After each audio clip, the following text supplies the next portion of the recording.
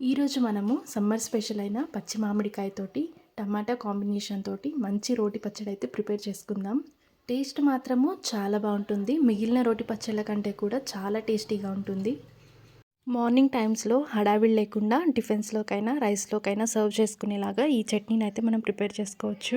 రోటి పచ్చళ్ళు ఎవరికైతే ఇష్టం ఉంటుందో వాళ్ళకి ఇది ఫేవరెట్ అయిపోతుంది. ఫస్ట్ అయితే ప్రాసెస్లోకి వెళ్ళిపోతాం. ఈ పచ్చడికి మెయిన్గా కావాల్సింది మామిడికాయ, టమాటాలు అండ్ పచ్చిమిర్చి. నేనైతే ఇక్కడ మీడియం సైజు ఉన్న మామిడికాయనైతే తీసుకున్నాను. ఇది మరీ పుల్లగా లేదు. మామిడికాయ పులుపుని బట్టి పచ్చిమిర్చి అండ్ టమాటోనైతే అడ్జస్ట్ చేసుకోవాలి. ఇప్పుడైతే మామిడికాయ పైన ఉన్న తొక్క మొత్తం తీసేసి చిన్న చిన్న పీసెస్ లాగా అయితే కట్ చేసుకొని పక్కన పెట్టేసుకోవాలి.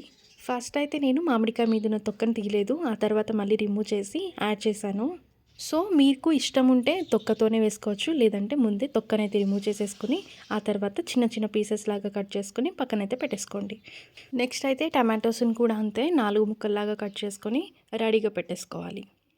ఇప్పుడైతే ఒక ప్యాన్ పెట్టుకుని అందులో కొంచెం ఆయిల్ యాడ్ చేసేసుకొని మనం ముందుగానే వాష్ చేసుకుని పెట్టుకున్న పచ్చిమిరపకాయలను అయితే ఇందులో వేసేసుకొని బాగా ఫ్రై చేసుకోవాలి. పచ్చిమిరపకాయలు అనేది మీ టేస్ట్కి తగ్గట్టుగా యాడ్ చేసుకోండి. మీరు కారం ఎక్కువ తినే వాళ్ళైతే కొంచెం ఎక్కువ వేసుకోండి, లేదంటే ఒక 10-15 కాయలు వేసుకుంటే సరిపోతుంది. ఫ్రై చేసుకున్న పచ్చిమిరపకాయలన్నిటిని కూడా ప్లేట్లోకి తీసేసుకొని నెక్స్ట్ ఇందులోకి కట్ చేసుకుని పెట్టుకున్న టమాటోస్ అండ్ అలానే మామిడికాయలు కూడా వేసుకుని ఒక 2 మినిట్స్ పాటు బాగా ఫ్రై చేసుకోవాలి.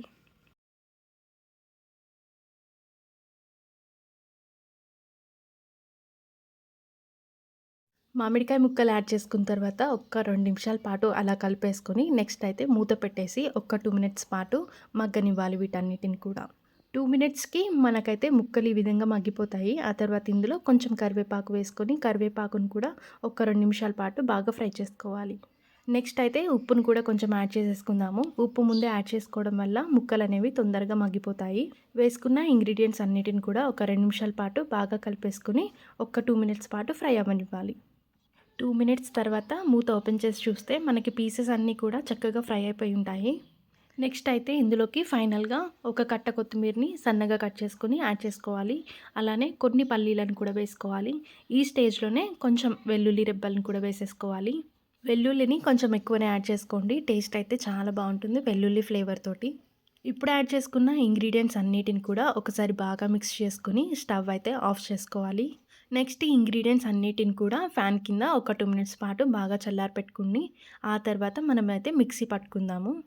మీకు ఇంట్లో రోల్ కనుక ఉంటే అందులోనే ఈ పచ్చడిని అయితే ప్రిపేర్ చేసుకోండి. టేస్ట్ అనేది ఇంకా డబల్ అయిపోతుంది. నేనైతే మిక్సీ యూజ్ చేసి ఈ పచ్చడిని అయితే ప్రిపేర్ చేసుకుంటున్నాను. సో చల్లారిపోయిన ఇంగ్రీడియంట్స్ అన్నిటిని కూడా మిక్సీలో అయితే వేసేసుకోవాలి.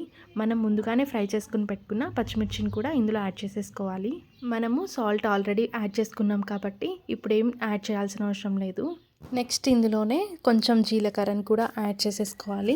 నెక్స్ట్ అయితే కలర్ కోసము కొంచెం కారాన్ని యాడ్ చేస్తున్నాను. ఇది ఆప్షనల్ మాత్రమే, మీకు ఇష్టం ఉంటే వేసుకోవచ్చు. నెక్స్ట్ అయితే వీటన్నిటిని కూడా ఫైన్ పేస్ట్ లాగా ప్రిపేర్ చేసుకోవాలి. అలా ప్రిపేర్ చేసుకున్న పచ్చడి మొత్తాన్ని కూడా ఒక గిన్నెలోకి అయితే తీసేసుకుని తర్వాత తాలింపు అయితే పెట్టేసుకుందాం. తాలింపు కోసము గిన్నె పెట్టేసుకుని అందులో కొంచెం అయితే ఆయిల్ యాడ్ చేసేసుకోవాలి.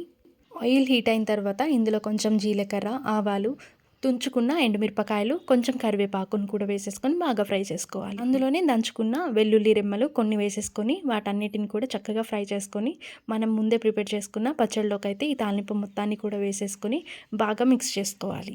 ఈ స్టేజ్లోనే ఒకసారి సాల్ట్ అనేది సరిపోయిందో లేదో చెక్ చేసుకొని ఇంకొంచెం అవసరం ఉంటే యాడ్ చేసుకోవచ్చు.